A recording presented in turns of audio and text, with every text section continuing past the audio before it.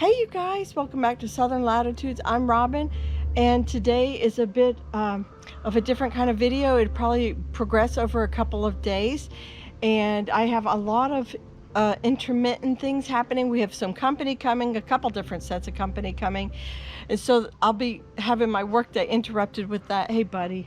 And I'm ripping out the radishes, you'll see here in a second, and I'm going to end up putting tomatoes in their place.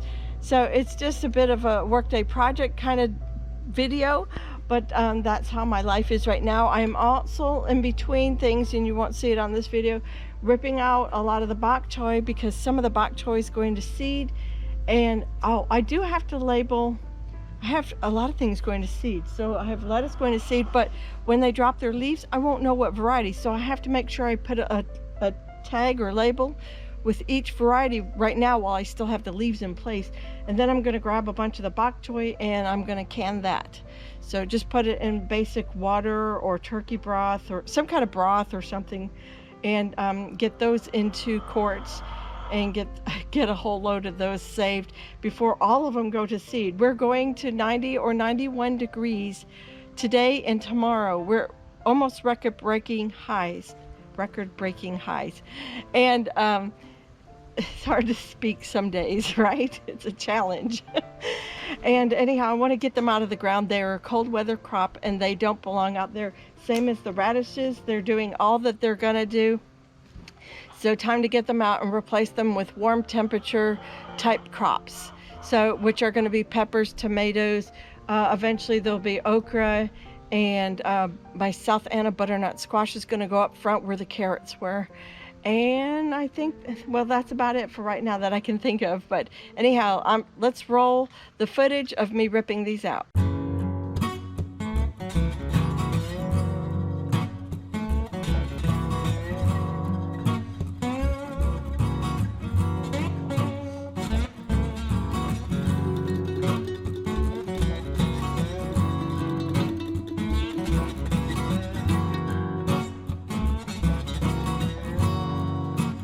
So essentially what I did was I pulled out all three varieties, and there were the icicle, they were the sparkler, which is the little red white one. This is the icicle. And then there was French breakfast radishes. I did keep a few of the French breakfast radishes for myself. This was actually a sparkler gone out of control. We did not get cold enough this year for our sparklers really to do much. But the icicles absolutely loved the intermittent heat with the cold. That's a beautiful sight.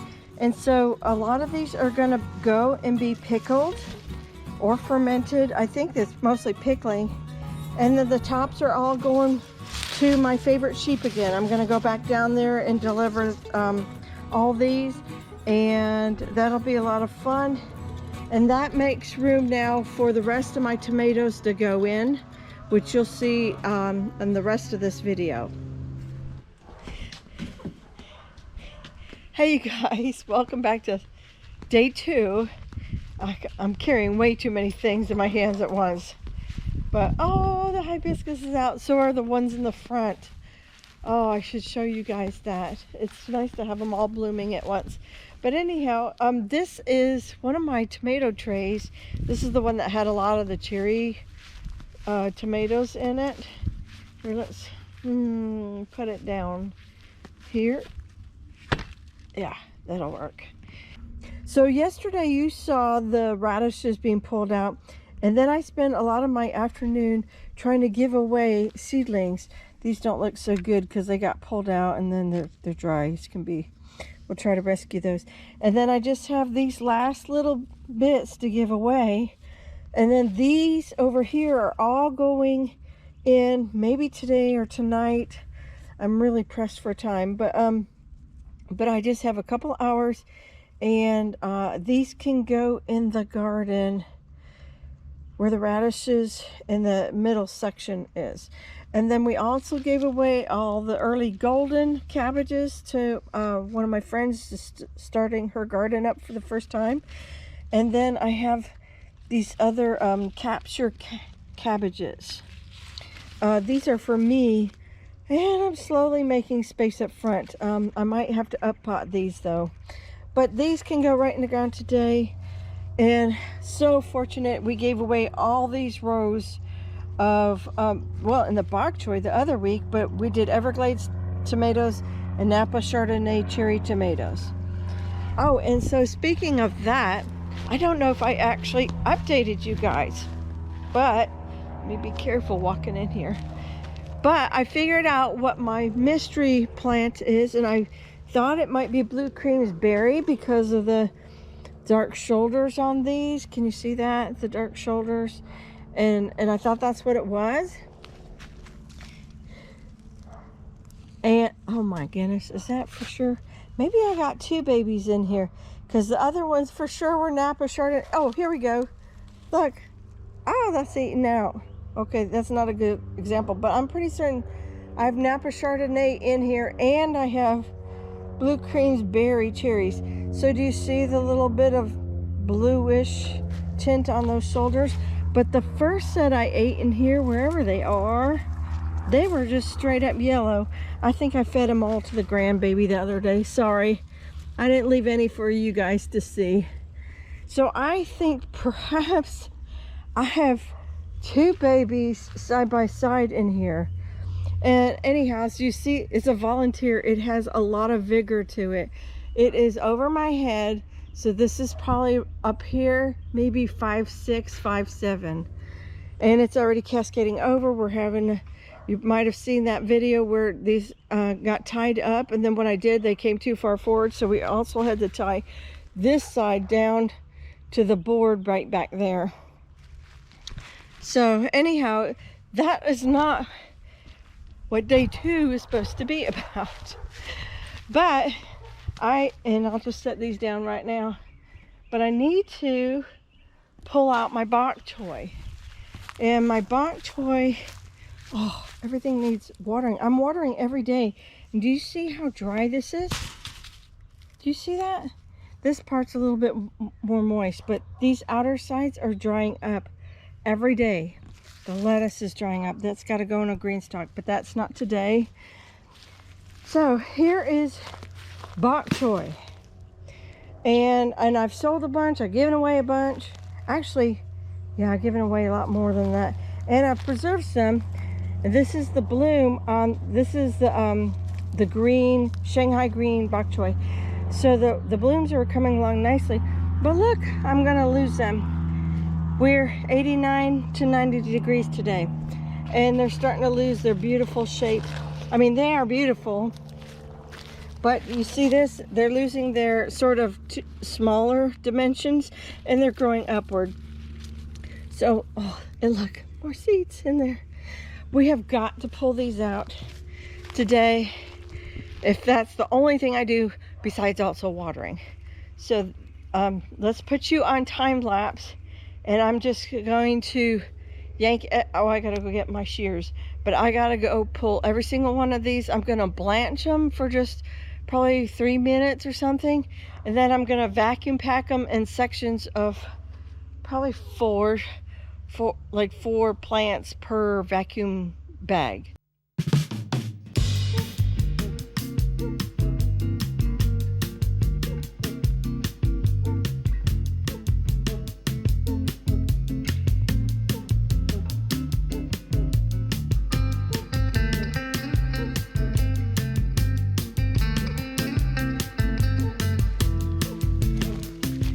Wow, that's a pretty little tray right there. How about that? What a beautiful tray of bokchoy. This is Nero de Toscana, dinosaur kale or lacinato kale, as a lot of common names, as well as the heirloom seed name is Nero de Toscana from Baker Creek Seeds, but you can find it everywhere for sale now. And it's going bonkers. So let's go pull this.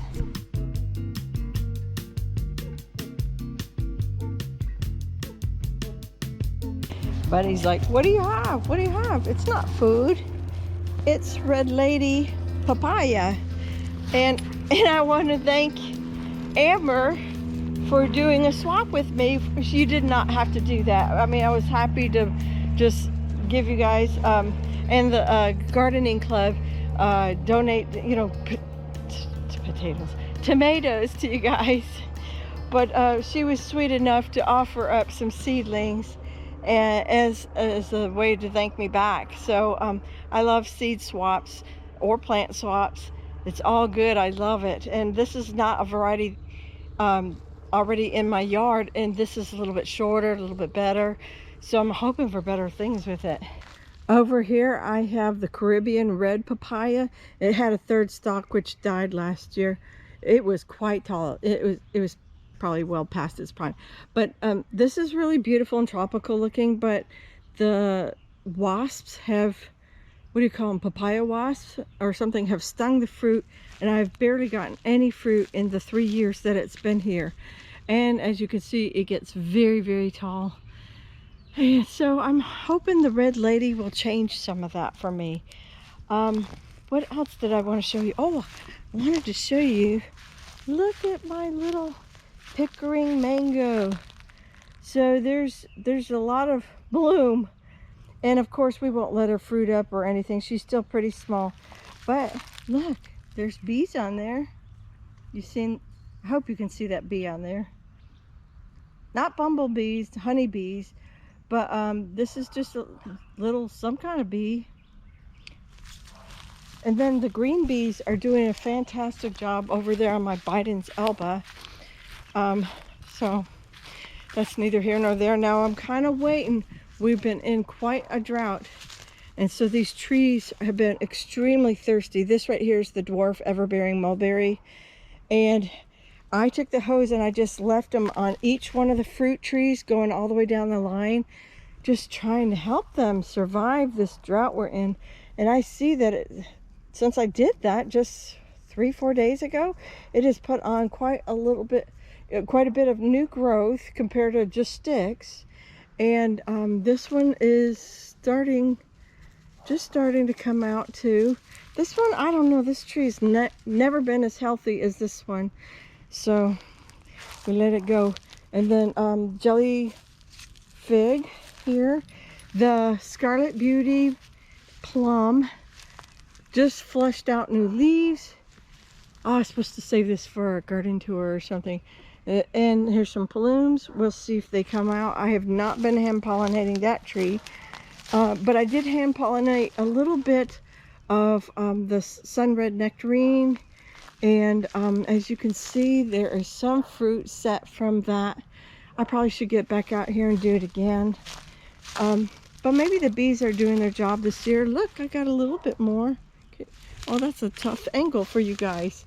Okay, how about that? Has a little better lighting. I'm very excited about that. Oh, here's another one. Oh, good. This is our year. We're gonna get stone fruit. And I'll bring you back over here while we go back to the big garden. And oh yeah, so it looks all shriveled up.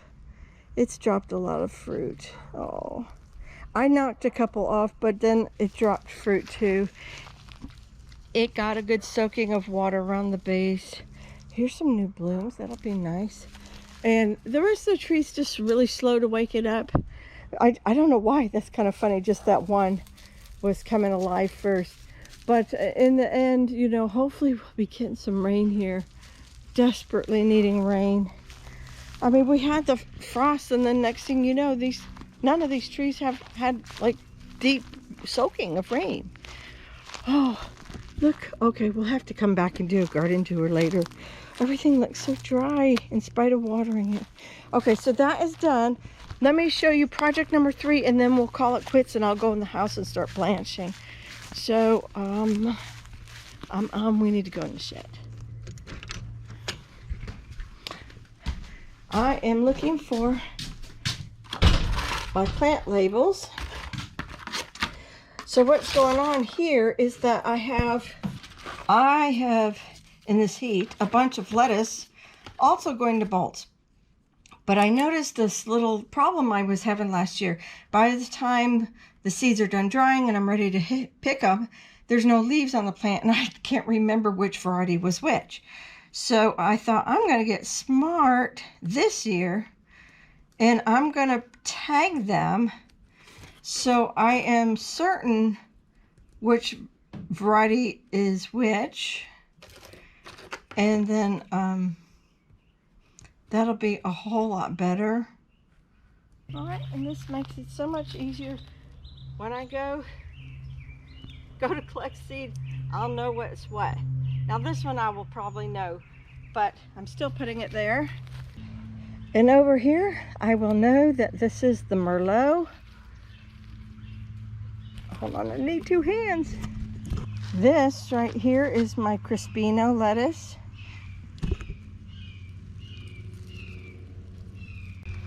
And over here, I believe this is the Vulcan. So I actually have a bunch of those. So let's bulk them up together. All right, and I have one other one there. Look, this one's already ready to pull the seed from. So that's pretty cool. But sometimes you don't know. And I think that might be a Waldman's dark green right there. Look at the tomatoes starting to turn. They'll be ready in a couple days. Y'all, we're long overdue for like a garden tour video. I was just hoping to get all these tomatoes in and some things done before you got to see that. But I promise you, it'll be really soon, and we'll go through that. And I want to go through the numbers of foods that we grew last year and how many pounds of each, not each variety, but I have it broken down month by month, and then I can tell you what, rough eyeballing what was what for poundage. So anyhow, you guys, thank you for sticking with me through this kind of a multiple day and multiple type of project video. I'm just blanching and freezing the greens, and then I'll probably I'm probably coming out here and cleaning that pool while it's so hot. And Buddy needs a bath. He sure stinks. So you guys, I got a lot of stuff still going on, but not on camera. I hope you guys take care. God bless. Have a great weekend, and I will see you in the next video. Bye-bye.